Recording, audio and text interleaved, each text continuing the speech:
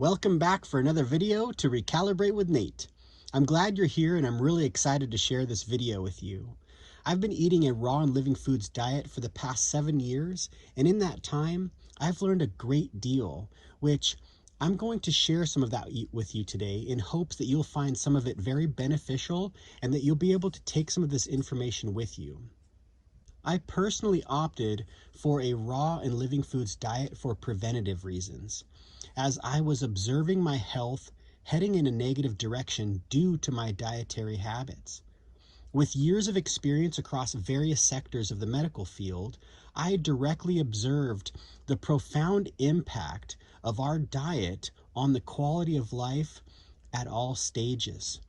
As I began approaching midlife, adopting a raw and living foods diet appeared to be the optimal choice based on these observations and the research that I was doing on what would be considered as optimum nutrition. Naturally, I harbored numerous questions and concerns about the long-term safety of adopting a diet that was exclusively on raw foods. By choosing to be here today, you've made a priceless investment in your health and the well-being of your family, both in the present and for the years ahead. Perhaps as you watch this today, you're seeking inspiration on how to shed some weight, boost your energy, minimize the multitude of disease risks that plague our society, or slow down the aging process, maybe enhance your athletic and mental performance, or simply elevate your overall health and well-being. Maybe all of these are important to you. Now, there are indeed various compelling reasons for your presence here, and I believe you'll find something valuable in this video. Learning about health is oftentimes a journey of discovery. You've got to get good information, but then you've got to try some things out and see how it works for you. It can be a lot of fun, and my goal here is to help you get on the right track. Being that this is a video of the benefits of raw food nutrition, I'd like to start by asking you a simple question about what you want to experience during and after your meals. Most of us want a few basic things. We want our food to look good, taste good, and be enjoyable while we're eating it. And when those things line up, it makes for an enjoyable experience. We also want to feel full and satisfied by the time we're finished, while feeling energized, alert, and alive for the next several hours until it's time to eat again. Now, if we can do this in a way that supports our health in the long term, that's even better. I'll bet a lot of you have eaten food that you've enjoyed how it tastes at the time, but then you feel awful afterwards, like you need to take a nap or you're in a food coma, so to speak. Now, a classic example of this is the holiday meal. Right? You get together with friends and relatives, you eat a bunch of rich foods, you typically overeat, and then you say you're not going to eat anything else until dessert comes out. You have the dessert, and then sometimes are offered some coffee or tea afterward because everybody's so tired from their food that they need some sort of artificial simulation to engage with one another until the gathering is over. Would you like to change this? Well, the good news is you can.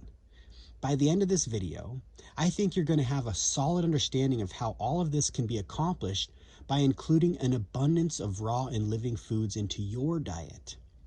Now, if you're new to the channel, welcome. And if you're a returning viewer, then welcome back. Be sure to light up that subscribe button and hit the bell for notifications so you never miss when I post a new video. Some of you may know that both my wife and I have created several meal plans and recipe books for the purpose of helping you create delicious raw food meals, which I'll link in the description box below if you're interested. Now, all of our ebooks and courses are 40% off right now when you use the code RAWFOOD40. Now, there are many people who don't know much about raw and living foods in our world today. And when they do hear about someone who is a raw foodie, meaning someone who eats only raw plant foods, they may think that we're just eating lettuce and carrot sticks. And now, while lettuce and carrot sticks are quite delicious and beneficial, there are many truly amazing and delicious meals that we can create using purely whole raw plant foods. Now, even though some of these foods may be different than what you're used to, I think that you'll find that it can be very beneficial, tasty, beautiful, and satisfying. We'll be delving into about a dozen different topics in this video before we move on to discussing the effects of heating our foods. That latter part will involve roughly another half dozen topics. Now, during this video, my hope is that some questions may arise, so I encourage you to ask them in the comment section below, which I will do my best to address. All right, let's dig in. Our first on the list is satiety and weight management. There are a lot of people in our world today who need to lose some weight, and the most popular diet programs achieve their weight loss by restricting food intake. This method is something called portion control. Does that sound fun? Not being able to eat satisfying amounts of food?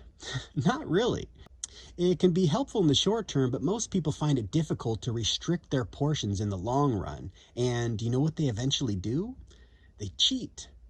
Some of you have probably been there. I know I sure have. And sometimes many times over. Unfortunately, once the cheating occurs, the mindset is, okay, we're off the program now, and essentially all heck breaks loose. Then begins the cycle of going on and off the program and generally feeling guilty the whole time or feeling guilty for not sticking with it, which feeling guilty is a whole other topic in itself and can also wreak havoc within ourselves. So whatever the case may be, it's not a healthy pattern. In this video, my hope is that you'll learn that portion control and the feeling of restriction can be a thing of the past. You'll learn that by including lots of whole, fresh, raw, and living plant foods into your diet, you can eat as much as you need to feel full and satisfied and still maintain a healthy weight, which includes shedding weight if you need to do that. You'll also learn the foundational principles of calorie density and weight management and understand that there is a wide spectrum of health. So in other words, it's not just about being on the program or off the program. It's about getting educated to make healthy choices. And when you make those choices consistently over the long term, you support yourself in achieving your health goals. When you free yourself from the burden of feeling guilty about being off the program or feeling as though you've failed or you've blown it somehow, you're so much more likely to continue to eat healthfully from experiencing beneficial results. So let's discuss the benefits of following a raw and living foods diet. More energy.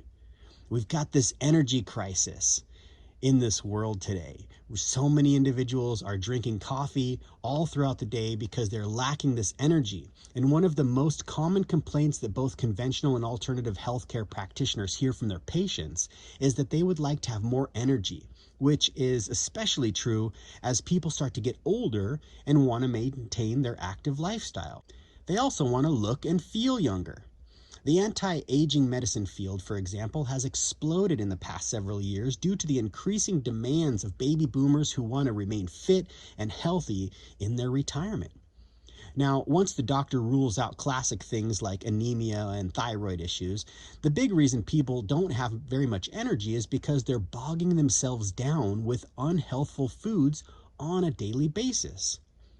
When we eat raw and living foods that are easier for our bodies to digest, assimilate, and eliminate, we have more energy left over for our body to cleanse and heal and repair itself, so we feel healthy, vital, and energized. Now, the third thing is the long-term benefits, right? So there are large volumes of well-documented scientific research that shows us fresh fruits and vegetables are some of the most healthful foods that we can eat. Some of the reasons are that raw fruits and vegetables are very low in calorie density, and that's so helpful for weight loss. Now, I have a section coming up to explain this in a lot more depth, and the bottom line is you can fill yourself up and feel full without too many calories, with just the right amount of calories, so it's easy to shed that extra weight. Raw and living foods are high in fiber, and fiber is one of the things that can help decrease the calorie density. Fiber also helps to regulate our blood sugar. It helps to lower our cholesterol, and it keeps things moving through our intestines so we're regular and we don't feel bogged down and clogged up. Raw fruits and vegetables also help to support the human microbiome, which is so important for a healthy and robust immune system, among many other things. It's really exciting that there has been a lot of research in the recent years about these beneficial bacteria, our microbiome, that live in our large intestine and the amazing things that they do for us. Raw fruits and vegetables are also low in saturated fats, and they do not contain any cholesterol. In fact, the fats they contain are actually healthy fats that are essential for optimum well-being as well as optimum brain function and hormone function. Now, these foods help to keep your cholesterol low, and they help to lower your blood sugar. Raw and living foods also contain synergistic nutrients, so they're high in beneficial vitamins and minerals, things like vitamin C and vitamin E that work together as antioxidants, as well as folate. Raw and living foods are also high in phytonutrients and other antioxidants like chlorophyll and carotenoids, and they're also high in alkaline minerals, which are good for your bones. Raw and living foods contain enzymes, which are extremely important for many body functions. And when we heat our food, as it turns out, number one, we lose some nutrients, and number two, we form new substances that have a number of unhealthful effects in the body. Now, fourth on our list is a big one. Let's explore calorie density. Now, calorie density is defined as the number of calories in a given weight or volume of food. Whether we use weight or volume, the relative calorie density of different foods comes out just about the same. For example, if one type of food has twice as many calories per pound as another type of food, the first food will also have twice as many calories per cup. So calorie density is usually reported in calories per weight, either per pound or per gram, or even sometimes per kilogram. Now, it typically takes 1 kilogram of food to fill up a typical stomach. That's about 2 pounds for those of us living in the United States, and is actually about 2.2 pounds. So for this video, we'll look at calorie density in terms of the amount of calories per pound of food.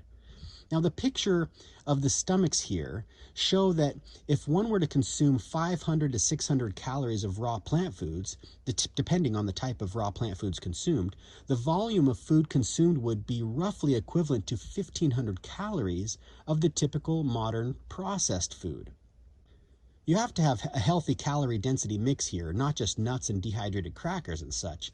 So in a typical mix of healthy raw and living foods, the volume of food consumed would be roughly equivalent to 1,500 calories worth of typical modern food.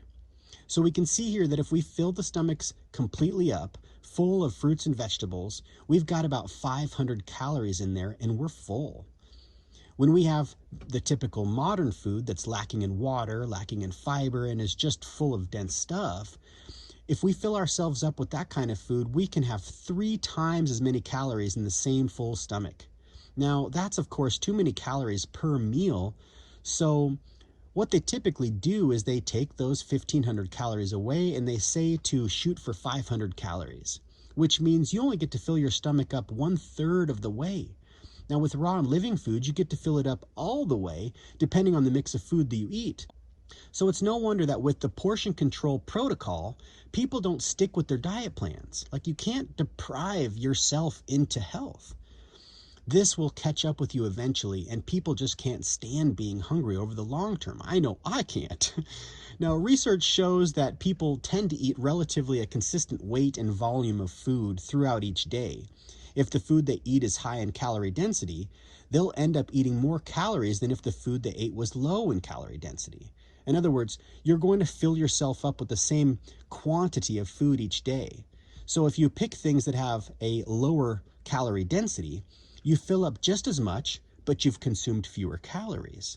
Research also shows that if the average calorie density of all the foods we collectively eat in a day is about 500 calories per pound or less, that's a little over 1 calorie per gram or less.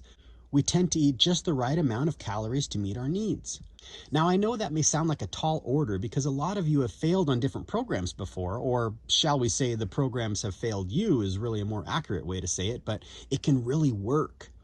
Our hunger drive works in much the same way that other survival mechanisms work in our body to let us know what actions to take to meet our biological needs, such as knowing when we're too hot or too cold, or when we're thirsty, or when we need to sleep. Our bodies give us unmistakable signals. Foods that are too high in calorie density don't activate the mechanisms that let us know that we're satisfied as easily as the foods that are in lower in calorie density. This is because it takes a lot more calories from calorie-dense food to fill our stomachs than it does with the less calorie-dense food. So just like these pictures of the stomachs, filling our stomach helps activate stretch receptors, which is one of the primary mechanisms that help us feel full and satisfied. Now, there are 3 primary factors that determine calorie density in any given food. They are, in order of importance, the water content of a food, most important by far, the fat content, and the fiber content. Now, water is by far the most significant determinant of the calorie density, with fat and fiber playing smaller roles. Let's take a look at the amount of calories in 1 pound of various foods to see how this works.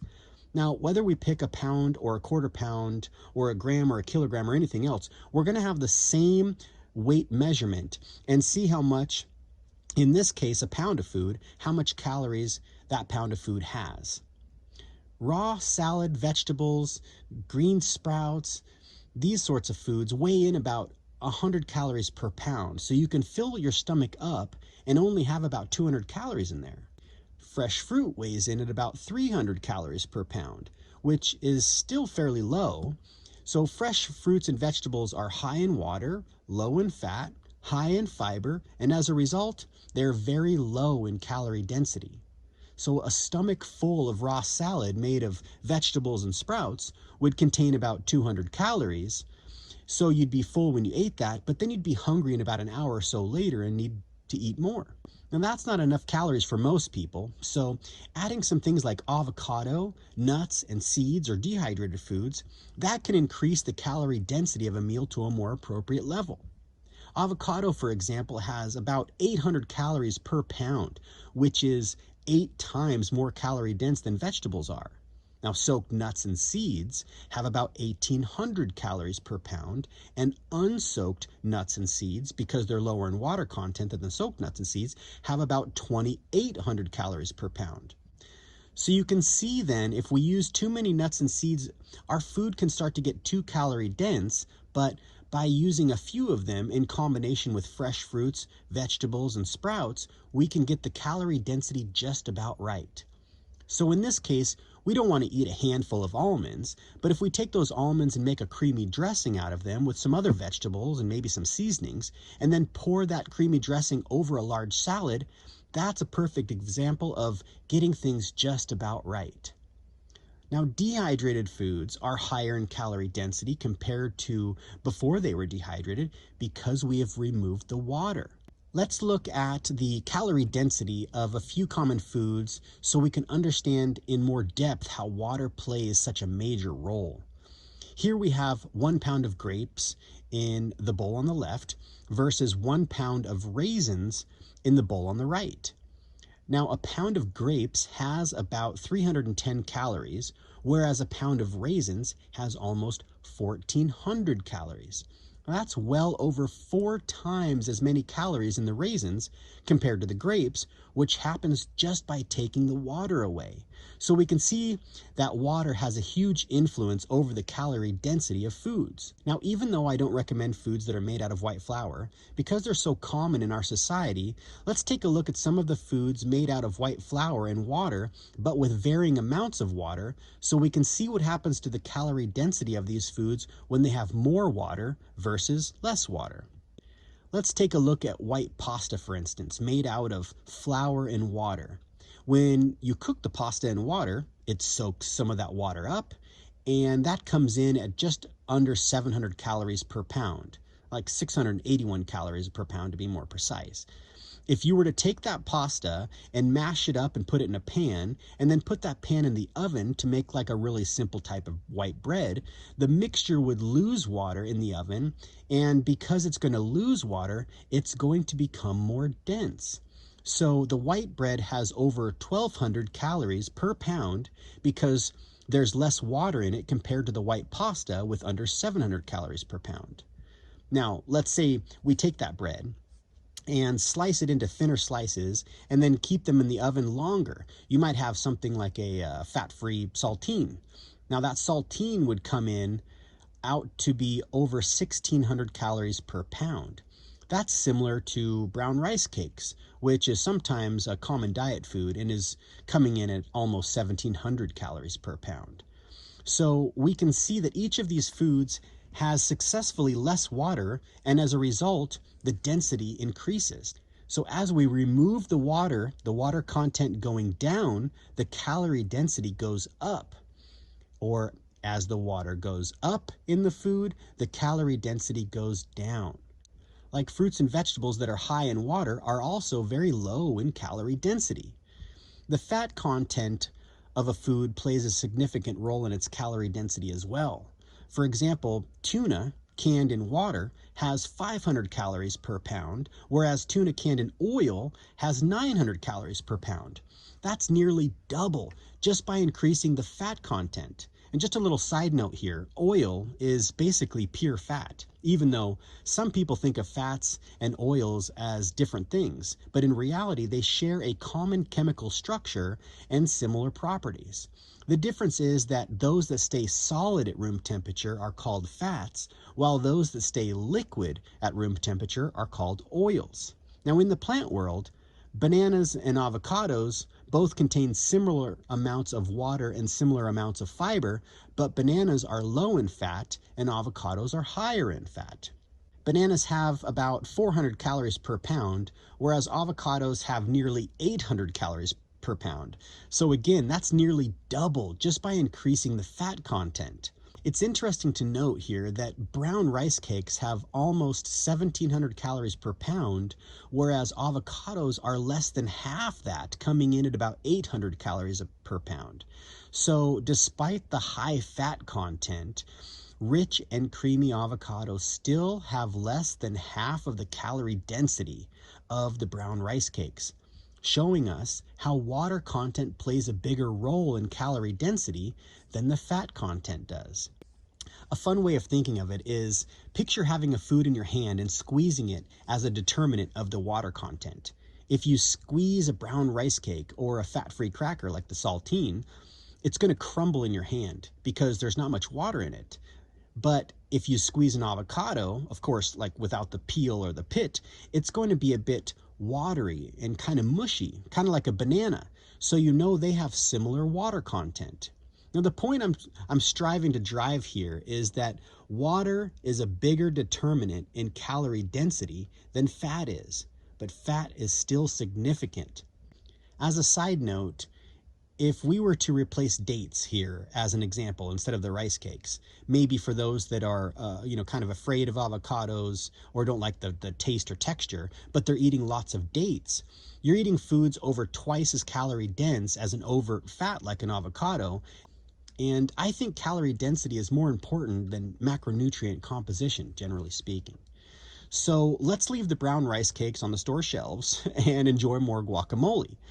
As we can see, when the fat content increases, so does the calorie density. They go up and down together. Let's say you make some guacamole, for example, and you add some tomatoes and you mix those together. You're probably going to come in right about 400 calories per pound. So you'd be getting filled up on a lot fewer calories with this guacamole, especially if you were to dip some vegetables in there and then eat the vegetables as well, as opposed to eating things that are low in fat, yet still low in water like rice cakes or dried fruit like dates. So you can enjoy some foods that have some fat as long as the overall calorie density is low enough and therefore would be better for feeling full and satisfied with fewer calories. Now, the fiber content of a food contributes to the calorie density as well, but not as much as fat and not as nearly as much as water. So brown rice, let's say, has about 500 calories per pound, whereas white rice has about 590 calories per pound. Well, how can that happen? So imagine you have a pound of brown rice, and now what you do is you turn it into white rice. And in order to do that, you got to strip away most of the fiber. So that 1 pound of brown rice with the fiber removed is now white rice, but it doesn't weigh a pound anymore. It weighs 1 pound minus the fiber we took away. So in order to get it back up to a pound, we've got to add some more white rice. And along with adding more white rice comes some extra calories. So we've increased the calorie density about 18%. Similarly here, let's look at whole wheat bread versus white bread. Number one, they're both over double the calorie density of the rice that's cooked in the water because the bread's cooked in the oven and it loses water. But if we look at the high fiber bread versus the low fiber bread, we have 1,135 calories per pound for the whole wheat bread, whereas we have 1,225 calories per pound for the white bread. So to sum that up, as the fiber content of a food goes up, the calorie density goes down. So whole foods being whole and with the fiber still intact versus processed foods having been processed by stripping away the fiber.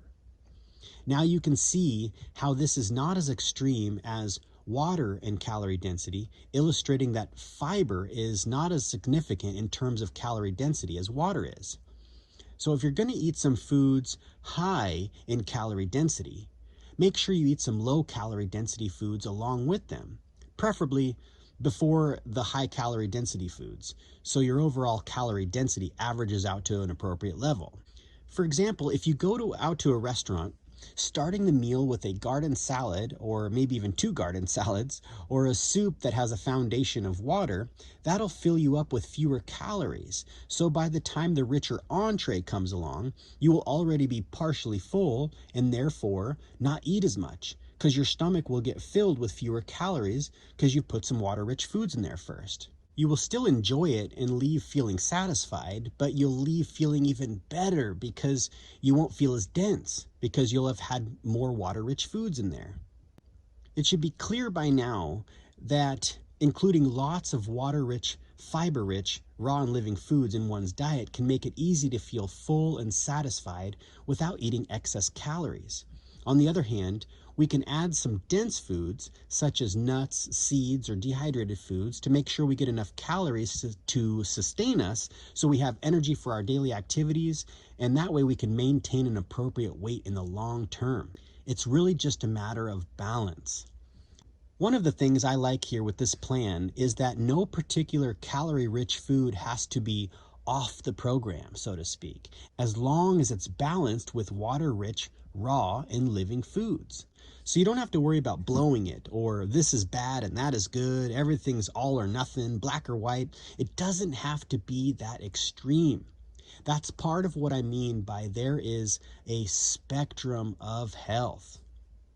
Now our fifth topic is fiber. Now fiber is the indigestible portion of our plant foods. Fruits, vegetables, sprouts, nuts, and seeds, they all contain an abundance of dietary fiber. In addition to decreasing calorie density, fiber has a number of other important functions in the diet. For example, fiber helps to regulate blood sugar by allowing the carbohydrates in the food to be released into our bloodstream more gradually. The body has to get the carbohydrates out of the fiber matrix, and that takes longer compared to if the fiber isn't there.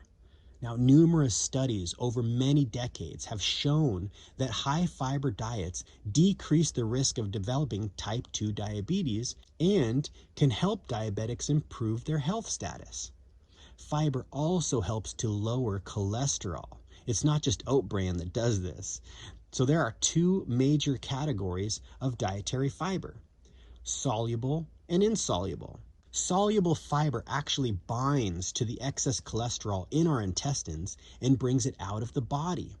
Therefore, it doesn't get reabsorbed from our small intestines back into the bloodstream. Now, there's plenty of scientific evidence showing that high fiber diets, especially when they're low in fat, help us achieve a healthy cholesterol level, and that can actually happen quite quickly, like within a week or so. Another amazing thing about fiber is it also keeps everything moving through our intestines, helping us to feel light and energized. And this is primarily due to the insoluble fiber. Research has shown that higher fiber intake is associated with lower incidence of colon cancer, something that plagues so many people in our modern day society. Fiber also absorbs many times its weight in water, helping to kind of bulk up our stool, which dilutes any substances that may irritate the walls of our large intestines. So with low fiber diets, the waste products are more concentrated in the intestines and generally stay there for a longer period of time than with the higher fiber diets. So again, with fiber, you increase the size of the stool and it moves through your intestines more often, which means the lining of the intestine is not as exposed to as many toxins and not as concentrated in toxins either. Now, particular types of fiber are very important for our microbiome because fiber is not digestible by humans, but it is fermentable by probiotics. Fiber that can provide food for probiotics is referred to as a prebiotic.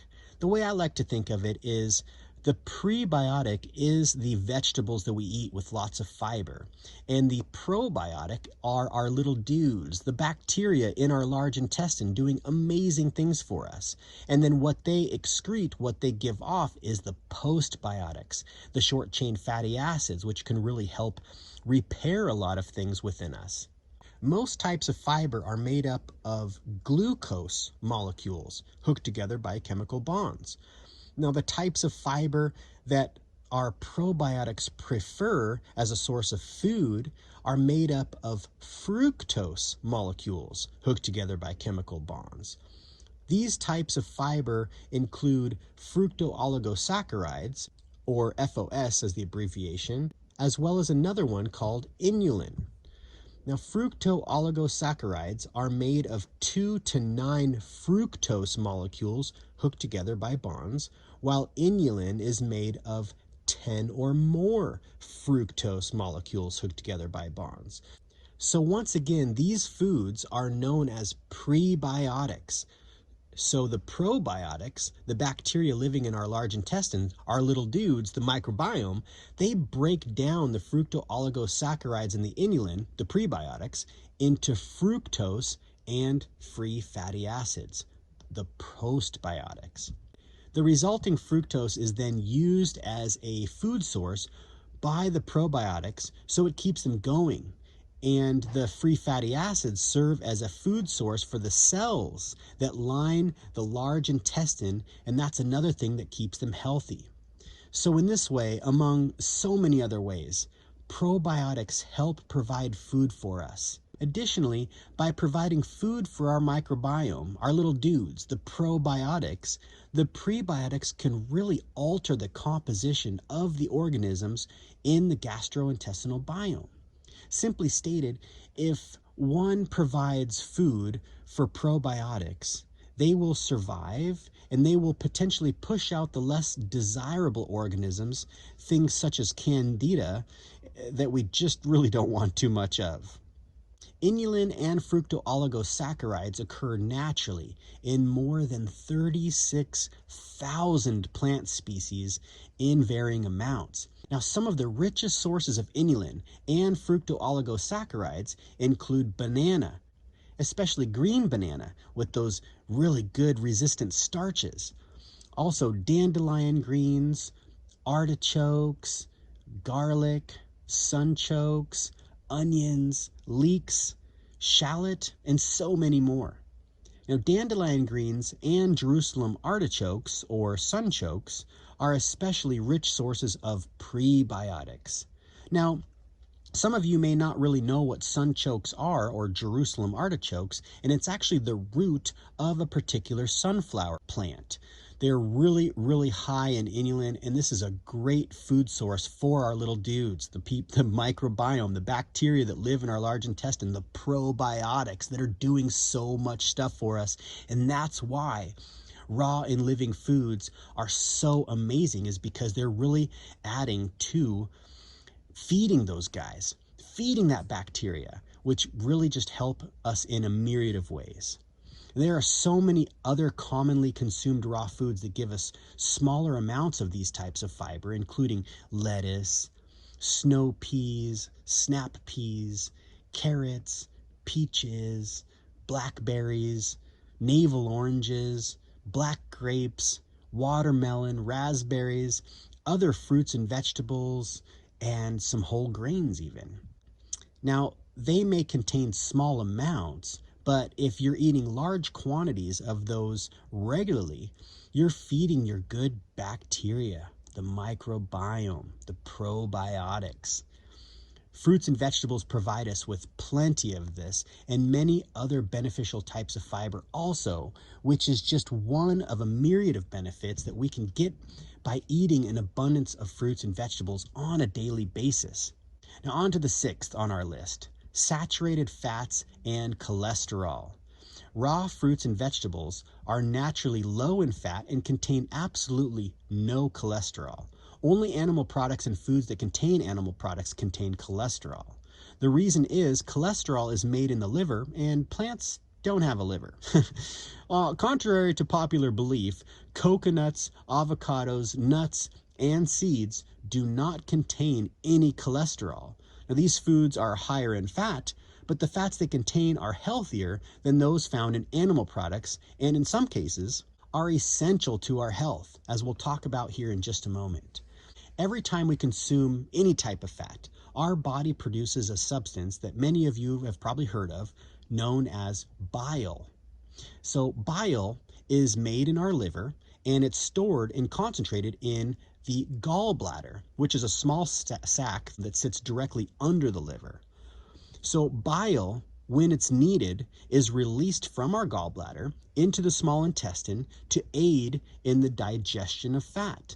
So bile is used to emulsify fat, or in other words, break large fat fragments into smaller ones, making them easier to digest.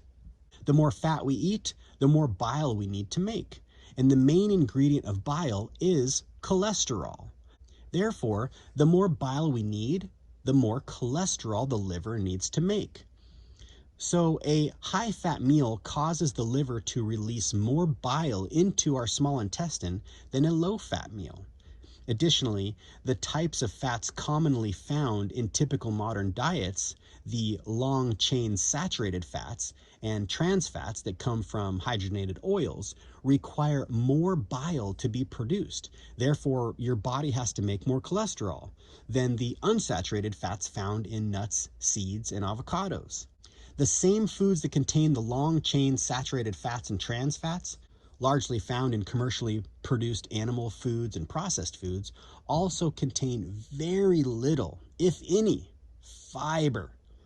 Now, these high-fat, low-fiber foods therefore cause our bodies to produce an excess of cholesterol in order to make enough bile to break down or emulsify the fat. But they don't contain enough fiber to bind to the excess cholesterol. Therefore, you've got to make more cholesterol in your intestines, and therefore your intestines are going to do what they do. They're going to absorb things and put them back into your bloodstream.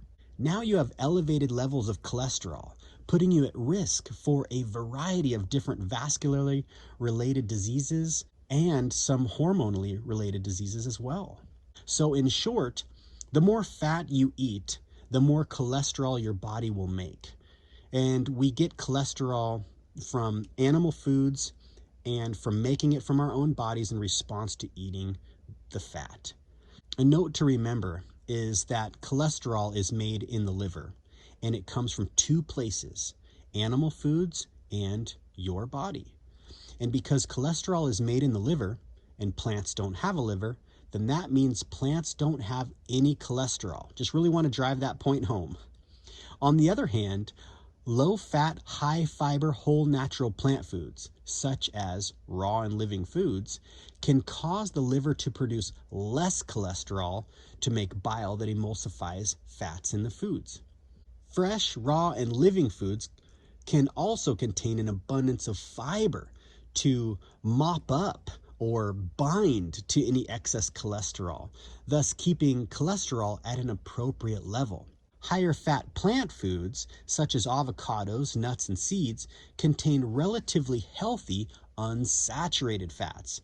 These fats, if extracted, are liquid at room temperature and have a more fluid and flexible structure than the long-chain saturated fats and trans fats found in the commercially produced animal foods and processed foods, and are therefore easier for your body to break down.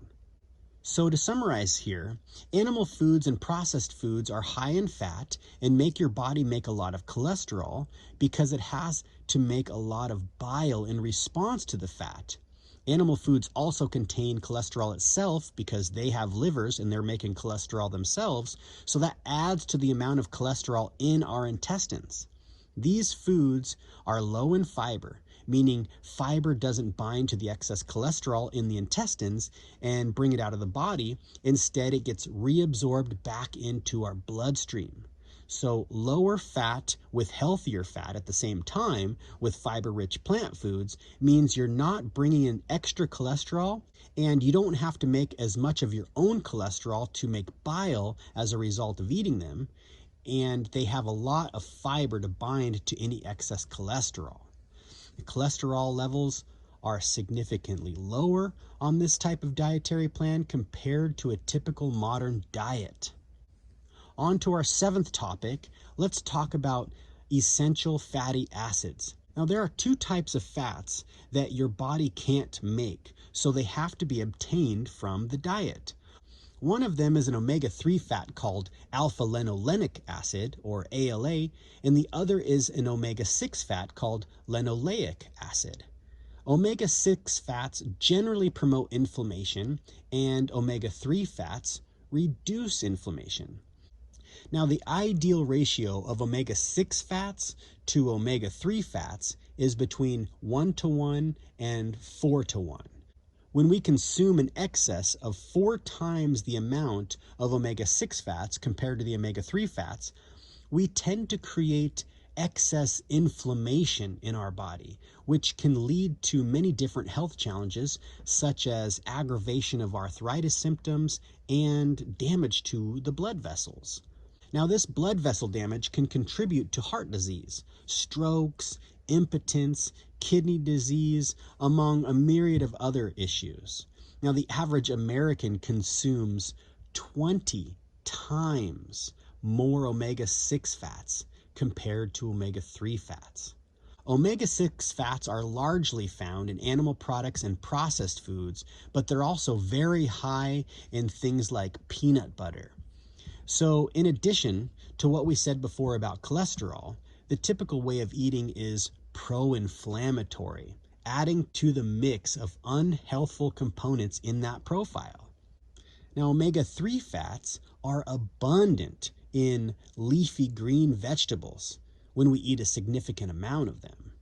Also, they're in flax seeds, chia seeds, hemp seeds, and certain types of algae, and cold water fish such as wild salmon. Now, smaller amounts of omega-3 fats can be found in fruits and non-green vegetables. So if you make a significant portion of your diet fruit and non-green vegetables, the omega-3 fat content in there starts to add up. 1 heaping tablespoon of chia or 1 level tablespoon of flax seeds can supply the entire daily requirement of omega-3 fats for most people.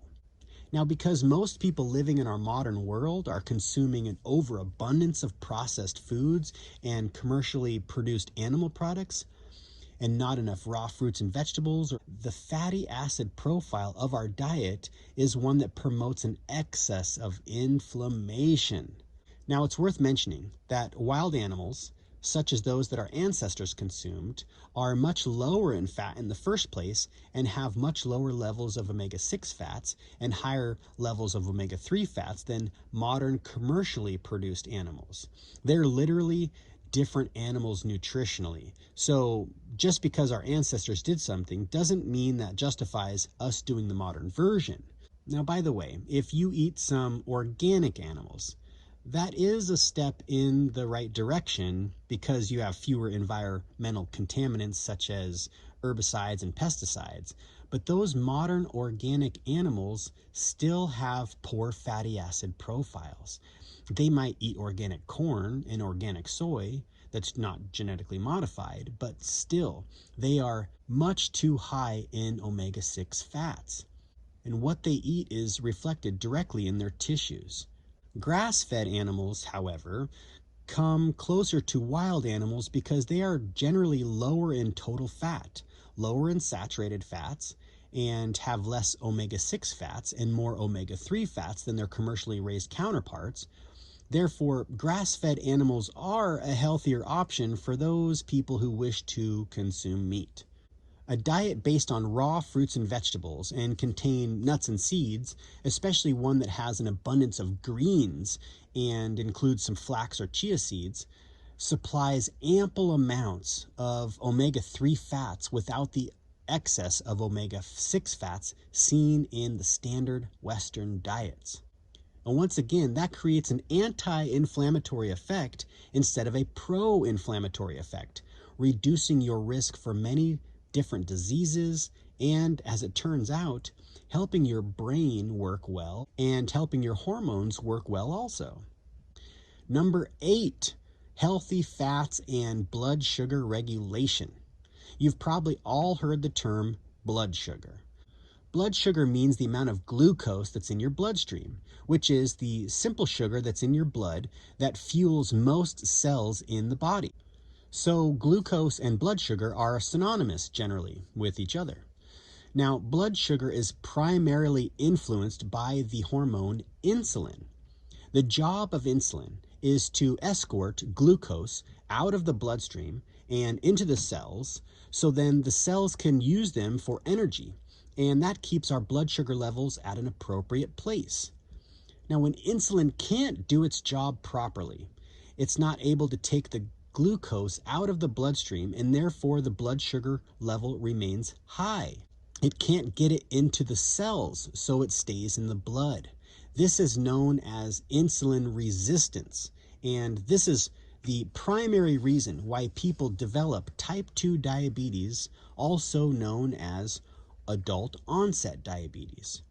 Each one of our cells has a surrounding membrane that separates the inside of the cell from the outside of the cell. This cell membrane is made largely out of fat. Now, the fat that we consume in our diet becomes the fat in our cell membranes and our fat cells. It's a direct reflection of the fat that went into our mouths. So, in other words, the dietary fat we consume.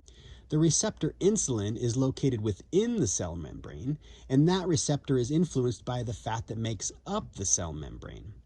An excess of saturated fats, trans fats, and omega-6 fats, along with a decreased amount of omega-3 fats, in other words, your typical fatty acid profile of the modern diet, that profile makes major contributions to insulin resistance. And once again, if a cell is insulin resistant, more glucose remains in the bloodstream because insulin got resisted. Insulin couldn't do its job of getting the glucose out of the blood and into the cell. Therefore, it stays in the bloodstream, and that keeps our blood sugar level higher than it should be. Numerous studies have shown that diets that include more whole, natural plant foods, like raw and living foods, instead of processed foods and animal products, can have a significant impact on insulin resistance and blood sugar levels. What's exciting is that this can happen even within a matter of weeks. All right, on to number 9. We've got vitamins and minerals. The minerals present in raw fruits, vegetables, nuts, and seeds exist in a whole food complex accompanied by numerous cofactors. It's not just about isolated nutrients here. The media often discusses whether vitamin and mineral supplements are necessary or even beneficial, and at times there's even concern about potential harm. These are valid inquiries, and undoubtedly, as more research unfolds in the coming years, we'll gain further insights into this matter. What we can assert definitely, based on the existing research, is that the vitamins and minerals in fresh fruits and vegetables are not only abundant, but also readily absorbable. This means our body can effectively utilize them to reap the benefits they offer in promoting overall well-being. An essential aspect of vitamins and minerals is their synergistic nature. They collaborate to fulfill their biochemical functions in the body. A notable illustration of this nutrient synergy is seen in the relationship between vitamin C and vitamin E. Now, both these vitamins act as antioxidants, working in tandem to neutralize free radicals and prevent cellular damage. Consider this dynamic. Once vitamin E counteracts a free radical, it requires recharging before it can perform this function again. And then here comes vitamin C, which rejuvenates vitamin E, allowing it to continue to neutralize additional free radicals, protecting ourselves from harm. Vitamin C is predominantly found in fruits and green vegetables, while vitamin E is abundant in vegetables, nuts, and seeds. Additionally, some vitamins and minerals play a supportive role in enhancing the absorption of others within the digestive system. For instance, vitamin C facilitates the absorption of iron. Now, fruits and vegetables provide a package containing various vitamins, minerals, phytonutrients, and potentially other undiscovered compounds, all working synergistically. The decision to take supplements is entirely yours, of course. However, it is worth noting that one of the most effective ways to obtain nutrients is through whole, natural plant foods. While supplements can have their uses, it's essential to recognize their role as supplemental, hence the word supplements. They may not fully replace whole foods, since they are oftentimes isolated nutrients.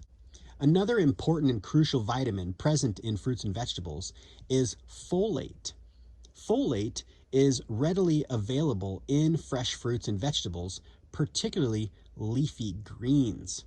Folate is vital for DNA formation and cell growth and is particularly sensitive to heat. That being the case, it emphasizes the importance of eating these foods raw, among various other reasons that we'll continue to explore in this video. Now keep in mind, folate is abundant in foliage, particularly leafy greens. That's one way I like to remember it. Folate, foliage. What has foliage? Leafy greens. Get more of those greens in. Okay, number 10. Phytonutrients and antioxidants. In addition to vitamins and minerals, there are many nutrients that are extremely beneficial for human health. They are known as phytonutrients and antioxidants. Phyto means plant, so these nutrients are found in plants, the phytonutrients, the plant nutrients. Probably one of the most obvious phytonutrients found in plants is chlorophyll because of its green coloring. Chlorophyll is essential for something called photosynthesis in plants, a process that allows plants to make energy, carbohydrates, and plant tissues from carbon dioxide in the air, energy from the sun, and water and minerals in the soil. The chlorophyll molecule is very similar in structure to the heme molecule found in red blood cells of humans. So chlorophyll is essentially like the blood of the plants. In addition to a lot of other benefits, chlorophyll has antioxidant properties. Has anyone ever heard that carrots are good for your eyes? Well, there's actually a lot of truth to that statement and is readily backed up by research. Carrots contain carotenoids, which are a group of phytonutrients that have yellow, orange, and red pigments and act as antioxidants in the body. Have you ever noticed that someone who eats lots of carrots or vegetables has an orange coloring to the palms of their hand? Well, this coloring is the carotenoids stored in fat cells under the skin. Carrots and yellow vegetables are good for your eyes because they contain these yellow pigments, lutein and zeaxanthin. The human body utilizes these pigments to protect the back of the eyeball, an area called the macula, from the damaging rays of the sun. Now, some of you may have heard the term macular degeneration. All else being equal, The more lutein and zeaxanthin you have, the less likely you are to suffer from macular degeneration, or if you do, it will tend to happen later in life as opposed to earlier in your life. Now, these two pigments are another example of nutrients that work together synergistically to provide this protection and are most effectively acquired from yellow and green vegetables such as summer squash, carrots, and leafy greens. Number 11, alkaline minerals. Fruits and vegetables are rich in beneficial alkaline minerals such as potassium, magnesium, and calcium. One study in particular showed that potassium, magnesium, fruits, and vegetables contribute to the maintenance of bone mineral density in elderly men and women. The researchers of the study attribute this outcome to the alkalinity produced by these minerals. These minerals are very beneficial for our bone health. Now, considering that many metabolic byproducts in our bodies are acidic, especially those from protein breaking down, consuming alkaline foods becomes crucial to counteract the constant acidity produced by the body. When we don't eat alkalizing foods, research indicates that calcium from our bones can be used to counteract this acidity. So eating foods that have an alkalizing effect can contribute to the maintenance of bone health because the calcium can stay in the bones instead of having to come out of the bones to neutralize this acidity, because the fruits and veggies that you're eating are neutralizing the acidity instead. Number 12, enzymes. The topic of enzymes is a significant one in the raw food communities, sparking some debate. And I'll share what I understand about enzymes from a scientific perspective. Enzymes are protein molecules that initiate biochemical reactions in all living organisms, including plants and animals. Scientific research suggests that plant enzymes are contained within plant cells and are released when the cell walls undergo breakdown, whether through chewing, blending, or juicing. When the plants are exposed to temperatures above somewhere in the range of 110 to 118, these enzymes may be denatured or broken down. So let's say you take a bite of an apple. As you chew, the plant cell walls in the apple start breaking down, releasing the enzymes inside the apple. These enzymes then go to work digesting the apple. Now, as you chew, the carbohydrate digesting enzyme in your mouth, the saliva, combine with the apple and help the digestive process as well. Then when we swallow and the apple mixture reaches our stomach, the enzymes present in both the apple and your mouth continue to digest the mixture until the acidic digestive juices in your stomach neutralize them. Now, one thing that the stomach acid does well is break down proteins into smaller pieces. That's a key aspect of protein digestion. Enzymes are proteins, so any enzymes that enter the stomach are eventually broken down by the stomach acid. Now, there's a lot of talk in enzyme nutrition circles about how these enzymes can possibly be absorbed into the body through the stomach before they are neutralized by the stomach acid. Although research isn't really clear on this yet, there is some anecdotal and clinical evidence suggesting this possibility. For the purpose of this video, we'll operate under the assumption that plant enzymes are eventually broken down by the stomach acid. Chewing raw plant foods well is important for releasing enzymes from the plant cells. Now, even if the plant enzymes eventually get broken down by the stomach acid, that does not happen right away. So while those enzymes are still active before they get broken down, they work on digesting the food. This gives the body a head start in digestion, creating less work and taking less energy. So you end up feeling lighter and more energetic than if you would have eaten some heated foods without the active enzymes present. It's just less work on your body. you're not as bogged down. And instead of energy going towards enzymes, you get to experience more of it and you feel better and you have more of your own energy. Now, blending is even more effective for breaking down plant cell walls and releasing enzymes, as well as juicing. This is why we really like to make smoothies, because the blades in the blender really do well at breaking down the plant cell walls and releasing those enzymes, although it's still good practice to chew your smoothies or juices, as this helps with releasing more of our own digestive enzymes from our salivary glands, which helps the digestion process even more. Now, one thing that we really like about blending over juicing is that blending, you're blending up the food and you're keeping all of the fiber, both soluble and insoluble fiber, as opposed to juicing, where you are removing most of the insoluble fiber from the juice, which a lot of really amazing things are still locked in that insoluble fiber that help feed our microbiome. Now, after the stomach, the food heads into the small intestine and mixes with bile from the liver and enzymes from the pancreas. Eventually, the food is adequately broken down and is then absorbed into the body. Now, let's get into some very interesting topics of the effects that heat has on our food. Much like enzymes, nutrients in our food can be damaged through the process of heating it. Some nutrients are more prone to loss during the cooking process than others. It depends on the particular nutrient. Let's start with vitamins. There are two main categories of vitamins: water-soluble and fat-soluble. Now, water-soluble vitamins are stored in the areas of the plants that contain water, while fat-soluble vitamins are stored in the areas of the plants that contain fat. Generally, water-soluble vitamins are more easily damaged or destroyed by heat than fat-soluble vitamins, since the heat causes the temperature of the water to rise more quickly than the temperature of fat.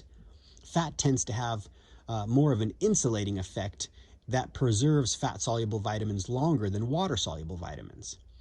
If the heat is applied to raw food for a long enough period of time, large amounts of both types of vitamins will be lost. Now, water-soluble vitamins include vitamin C and the various vitamins in the B complex. Fat-soluble vitamins include vitamins A, vitamin D, vitamin E, and vitamin K, as well as carotenoids such as beta-carotene and lycopene, as well as lutein and zeaxanthin. The vitamin that is most susceptible to damage from heat is one of those water-soluble vitamins, vitamin C. Over 30% of vitamin C can be lost with boiling, even for just a couple of minutes. Now, generally speaking, going from the least damaging to the most damaging cooking methods for vitamin loss are as follows: steaming, boiling, baking, frying, and broiling. The greater the temperature and the longer the cooking time, the greater the nutrient loss. This holds true for both water-soluble and fat-soluble vitamins. So when you eat raw and living foods, however, and you're not heating foods, you're maximizing your intake of these important essential nutrients. Minerals are generally not as affected by heat because they are elements, not molecules like vitamins. If we were to look at the periodic table of the elements, we'll see things like calcium, iron, and zinc. We won't see things like vitamin C, thiamine, riboflavin, or niacin. So in other words, vitamins are a bunch of elements put together into molecules, and the heat can break the bonds that put those elements together because vitamins are more susceptible to damage than minerals. It's really tough to destroy minerals. Now, if you were to cook food by boiling it, you can actually lose some of the minerals. We've probably all boiled some vegetables and seen the water turn the color of the vegetables, like when you boil some broccoli and the water turns green.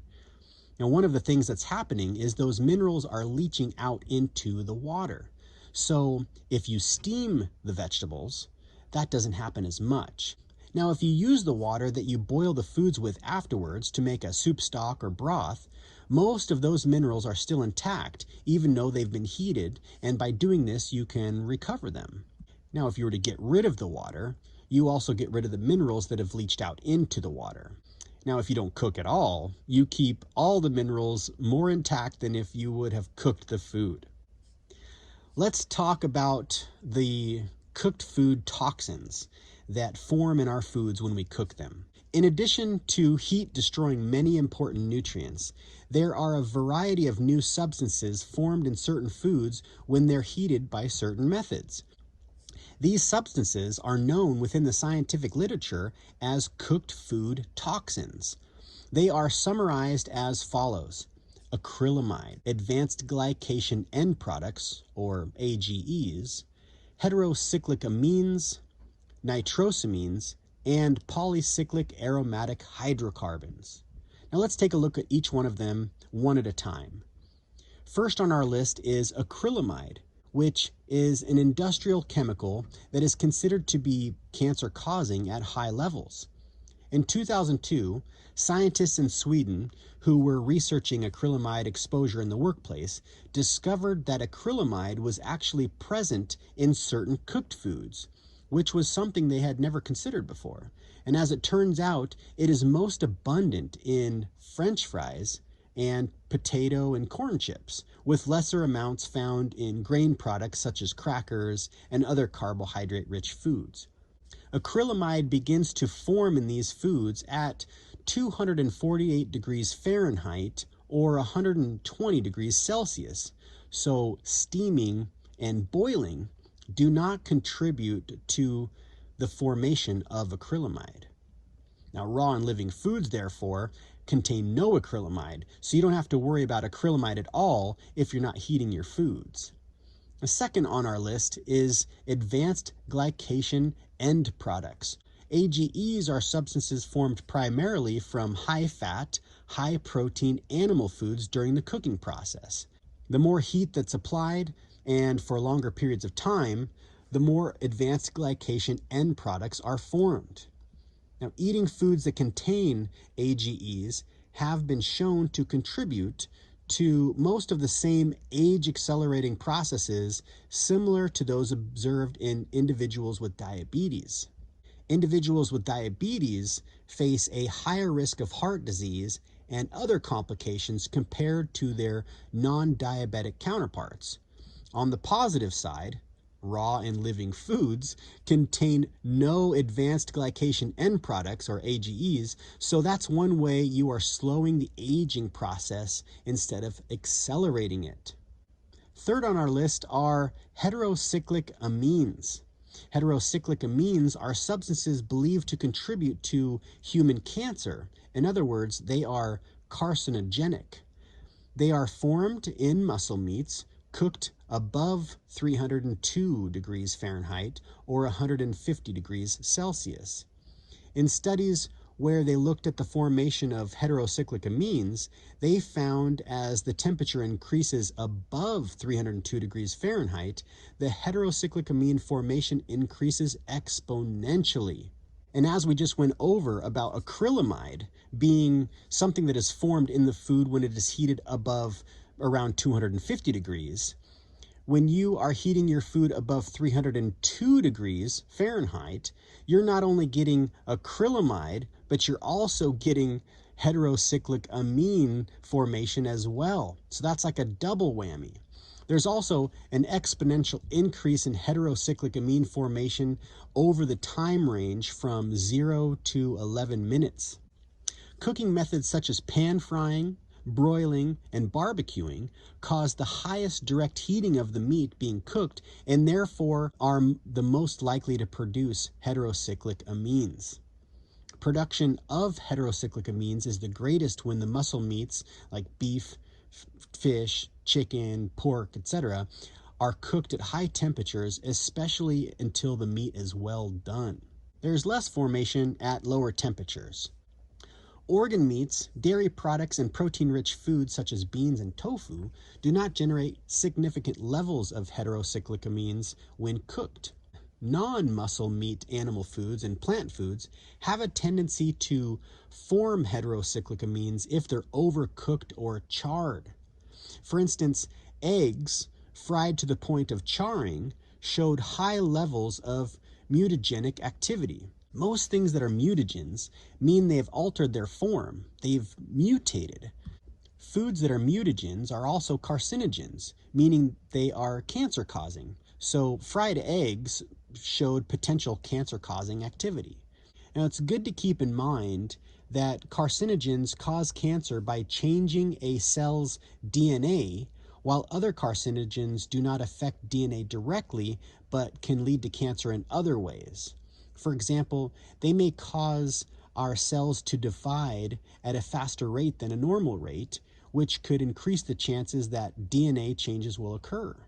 One study showed that potatoes fried in a frying pan under normal household conditions, making toast or oven-cooked biscuits, these things showed significant levels of heterocyclic amine formation also, but still much lower than observed in cooked muscle meat. So there's a little bit formed in some plant foods and a bit more formed in eggs, but most significant in muscle meats cooked at high temperatures. A good thing is here that raw and living foods, as you've probably guessed it, contain no heterocyclic amines. So it's another one of those harmful substances found in cooked foods that you're not going to get harmed by when you're eating an abundance of raw and living foods, because raw and living foods don't contain any of these unhealthful substances. Moving on to nitrosamines. Nitrosamines are another group of chemicals formed largely as a result of cooking food and are known to be carcinogenic as well. Nitrates and nitrites are added to foods as preservatives and to set in color. They're most abundant in processed meat products such as sausage, hot dogs, bacon, pepperoni, salami, prosciutto, cold cuts, etc., as well as cheese products preserved with nitrite pickling salt, as well as livestock feed, non-fat dry milk, fish byproducts, and even beer. Nitrosamines are formed from the interaction of nitrates and nitrites added to the foods with amines, found in amino acids, for example, from food. The primary conditions that create nitrosamines from nitrates and nitrites combined with amines from food are, number one, the acidic condition of the stomach, which is obviously unavoidable when we eat these sorts of things, but then in addition to that, more of them form when the food is exposed to high temperatures, such as frying and grilling. Nitrosamines are also found in great abundance in tobacco smoke, and we know that's not good for us. So when we start to get some of these carcinogenic substances found in cigarettes and also in cooked foods, that's an indicator that they're not so good for us either. On the positive side, vitamin C and vitamin E are known to inhibit the formation of nitrosamines from nitrates and nitrites. These vitamins have actually been shown to block nitrosamine formation in the acidic gastric juices. Now, raw and living foods, if you eat some of them with some of these other foods that contain some nitrosamines, because they're high in both vitamin C and vitamin E, they can actually help to offset the nitrosamine formation when you consume other foods with nitrates and nitrites. So that's actually beneficial. In addition, if you leave out those foods and just eat raw and living foods, you will be consuming no nitrosamines. So again, it's one less thing to worry about when we're eating an abundance of whole, fresh, raw, and living foods. Now, our final group of substances we'll look at are known as polycyclic aromatic hydrocarbons, otherwise known as PAHs. Polycyclic aromatic hydrocarbons are a family of organic compounds that form mainly as a result of the incomplete combustion of carbon-containing fuels, such as wood, coal, gas, and oil. And I'm sure all of those sound familiar to you because we use them a lot in our modern society. Their presence is strongly correlated with modern living and with the energy production. So, as a result of that, they're one of the most widespread organic pollutants. 7 individual PAHs are classified as probable human carcinogens by the Environmental Protection Agency of the United States. Now, although there are a variety of ways that we can be exposed to polycyclic aromatic hydrocarbons, the primary method of exposure is breathing them in from the air around us. A helpful way to remember this is that we get them from the air. So even though it isn't spelled the same way, it sounds the same. Aromatic. Polycyclic aromatic hydrocarbons come from the air, so they're released into the air from volcanoes, forest fires, and other wood smoke. Now, a lot of you haven't been exposed to smoke from volcanoes, hopefully, but you have from automobile exhaust, coal tar, asphalt, like when you smell fresh pavement, cigarette smoke, secondhand smoke, trash incineration facilities, and also from cooking oil fumes. Even if you're not eating cooked food or fried food or stir fry or whatever, if you breathe in those fumes, you're getting exposed to these polycyclic aromatic hydrocarbons.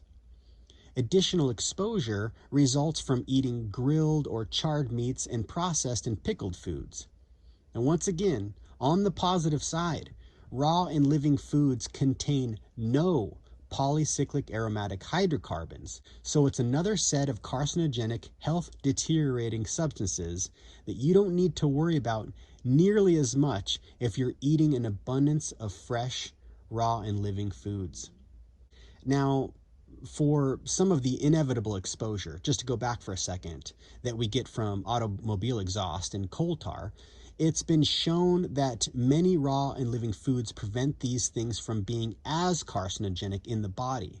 So they actually help protect us in addition to not having any of these things in them directly, like charred and grilled meat does. Raw and living foods supply a greater abundance of synergistic nutrients in a whole food complex that's optimal for absorption. Now, isolated supplements do not contain the same quality and full spectrum of these synergistic nutrients that are found in raw and living foods. Raw fruits and vegetables generally require less digestive energy, so the body has more energy reserves for healing and rejuvenation. Additionally, people who eat raw foods report that they have more energy than when they were consuming fewer raw foods. Raw fruits and vegetables are very water rich, and that contributes to their ease of digestion. As we know, a significant percentage of the human body weight is composed of water. We're mostly made of water. So as you can see, the importance of high water content foods being a major part of our diet.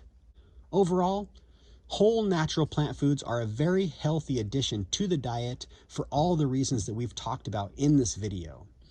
In a nutshell, raw fruits and vegetables have a low calorie density, meaning we can fill our stomachs up, allowing us to feel full and satisfied without feeling bogged down and low in energy, and without consuming an excess amount of calories that puts on extra body fat, which can contribute to all sorts of complications for our health.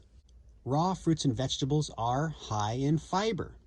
Fiber helps decrease the calorie density of food, helps regulate our blood sugar, helps lower our cholesterol, lower some of our hormone levels that contribute to the growth of certain types of cancers, and fiber helps to support a healthy human gut microbiome. Many of these fiber varieties are referred to as prebiotics, providing nourishment for probiotics that can carry out numerous health-promoting benefits. Raw fruits and vegetables are also low in saturated fats and do not contain any cholesterol.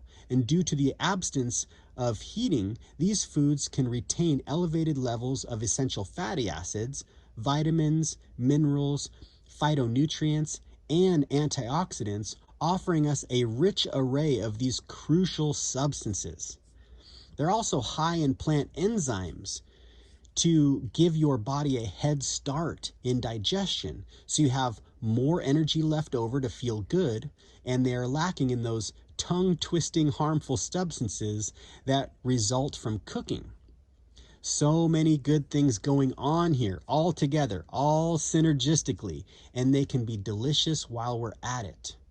Now that we've gone over several of the benefits of eating lots of raw fruits and vegetables, I would like to remind you of the recipe books and meal plans that we've created to help you make great tasting meals with all of these healthy and delicious foods that we've been talking about.